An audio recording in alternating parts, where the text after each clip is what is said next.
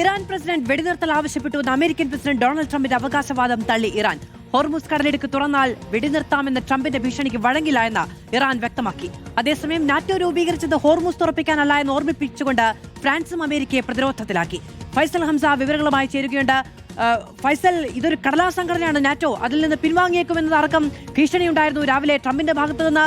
അതിനു വേണ്ടിയിട്ടല്ല, അതായത് അമേരിക്ക അടച്ചിടിപ്പിച്ച അമേരിക്കയുടെ ഉത്തരവാദിത്വത്തിലുണ്ടായ ഈ ലോകത്തിലെ പ്രതിസന്ധിക്ക് പരിഹാരം കാണുക എന്നുള്ളതല്ല നാറ്റോയുടെ ഉദ്ദേശ ലക്ഷ്യം. അതിനു വേണ്ടിയിട്ടല്ല നാറ്റോ രൂപീകരിച്ചെന്ന് ഫ്രാൻസ് തിരിച്ചടിക്കുന്നു.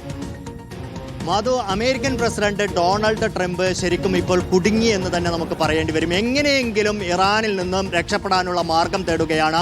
ഒരു സമാധാന കരാറുണ്ടാക്കി അല്ലെങ്കിൽ ഒരു വെടിനിർത്തൽ കരാറുണ്ടാക്കി ഇറാനിൽ നിന്നും പിരിഞ്ഞു പോവുക എന്നുള്ളതാണ്, അല്ലെങ്കിൽ പിന്തിരിഞ്ഞോടുക എന്നുള്ള തന്ത്രത്തിലേക്കാണ് പ്രസിഡന്റിന്റെ ഓരോ വാക്കുകളും അമേരിക്കൻ പ്രസിഡന്റ് ഡൊണാൾഡ് ട്രംപിന്റെ ഓരോ ദിവസത്തെയും പ്രസ്താവനകൾ സൂചിപ്പിക്കുന്നത് എന്നുള്ളതാണ്. ഇന്ന് അദ്ദേഹം പറഞ്ഞിട്ടുള്ളത് ഇറാന്റെ പ്രസിഡന്റ് അദ്ദേഹത്തോട് ആവശ്യപ്പെട്ടു ഒരു വെടിനിർത്തലിന് എന്നുള്ളതാണ്. അങ്ങോട്ട് റിക്വസ്റ്റ് ചെയ്തു എന്നുള്ളതാണ്. ഇറാൻ ഇപ്പോൾ ആവശ്യമാണ്.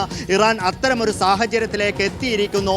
ഒരു വെടിനിർത്തൽ ഇപ്പോൾ അനിവാര്യമായിരിക്കുന്നു എന്നാണ് ട്രംപിന്റെ അവകാശവാദം. പക്ഷേ മിനിറ്റുകളെ വേണ്ടി വന്നുള്ളൂ. IRGCയുടെ പ്രസ്താവന വരുന്നു. അത്തരത്തിലുള്ള യാതൊരു ചർച്ചകളുമില്ല. ട്രംപുമായി അത്തരത്തിൽ ചർച്ചയും നടത്തിയിട്ടില്ല എന്ന് അബ്ബാസ് അറാഖ്ചി അല്പസമയം മുമ്പ് പറഞ്ഞത്. ഒരു തരത്തിലുള്ള ചർച്ചകളും നടക്കുന്നില്ല. ഒരു 15 നിർദ്ദേശങ്ങളുമില്ല.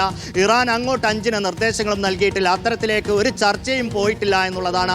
ആകെയുള്ളത് വിറ്റ്കോഫിന്റെ ചില നിർദ്ദേശങ്ങൾ വന്നു എന്നുള്ളതാണ്. വിവരങ്ങൾ നൽകിയത്. ഇറാൻ വെടിനിർത്തലിന് വേണ്ടി യാചിക്കുന്നു എന്നാണ് ട്രംപ് പറയുന്നത്. എങ്കിലും ട്രംപിന് മേൽ അന്താരാഷ്ട്ര സമ്മർദ്ദം വലിയ തോതിൽ ഉണ്ടാകുന്നു എന്നുള്ളതാണ്.